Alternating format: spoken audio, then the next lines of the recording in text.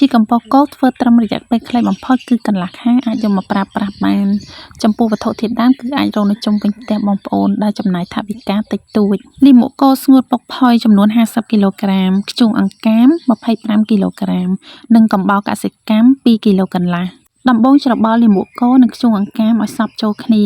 បន្ទាប់មកចាក់កំបោរកសិកម្មពីលើហើយច្របល់ចូលគ្នាឲ្យសព្វម្ដងទៀតខ្ញុំតែងធ្វើជីកំប៉ុស្តគោកនេះយកទៅប្រើរោយលើដំណាំ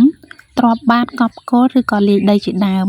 ដែលវាជួយឲ្យដីមានជីវជាតិបានយូរនិងជួយបង្កើតនូវពពួកមីក្រូសារពាង្គកាយដូចជាចន្លេនថ្មអីជាដើមវាស៊ីដីនឹងហើយវាកើតបានកូនបានចៅវាជួយឲ្យដីនឹងធូរល្អដែលងាយស្រួលដល់ដំណាំក្នុងការចាក់ឬនឹងបឺតស្រូបយកជីវជាតិដោយសារតែលាមកគោខ្ជុងអង្កាមនិងកំបោរសសុទ្ធតែស្ងួតអញ្ចឹងគឺយើងត្រូវស្រោចទឹកលើវាបន្តិចបន្ទាប់មកគឺច្របល់ចូលគ្នាឲ្យសព្វ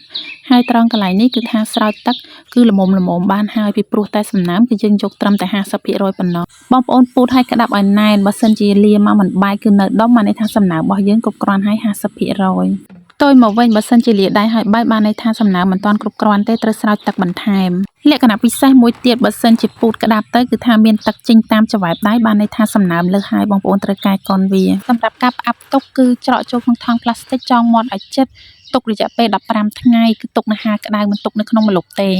បងប្អូននឹងសង្កេតឃើញថាមានញើសបែកពេញថង់ហើយគឺវាឡើងកម្ដៅដោយសារវាកំពុងតែកាច់មានប្រតិកម្មអញ្ចឹងនៅពេលណាដែលវាចុះកម្ដៅត្រជាក់គឺថាគ្រប់ពេលកំណត់បងប្អូនអាចយកទៅប្រើប្រាស់បានហើយទុកនៅក្នុងម្លប់រយៈពេលប្រើប្រាស់គឺបាន1ឆ្នាំបើសិនជាបងប្អូនមិនសូវមានពេលធ្វើអាចតាក់ទងមក Page ឬ Telegram របស់ខ្ញុំបានគឺខ្ញុំមានលក់ជូនក្នុងតម្លៃធូរ